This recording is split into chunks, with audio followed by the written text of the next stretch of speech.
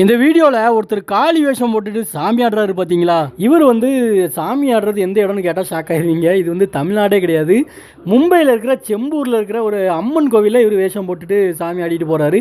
நான் கூட தமிழ்நாட்டில் ஏதாவது ஒரு ஊரில் மயான கொள்ளையில் எடுத்த வீடியோவாக தான் இருக்கும்னு நினச்சிக்கிட்டே இருந்தேன். போலீஸ்காரங்க எத்தனை பேர் காவலுக்கு நிற்கிறாங்கன்னு பாருங்கள். இதில் ஒரு ஆச்சரியமான விஷயம் என்னென்னா, இவங்க எல்லாருமே மும்பையிலே பிறந்து வளர்ந்தவங்க. தமிழ்நாட்டில் வந்து அதிகமாக டச்சு கூட இல்லை இவங்களுக்குலாம்.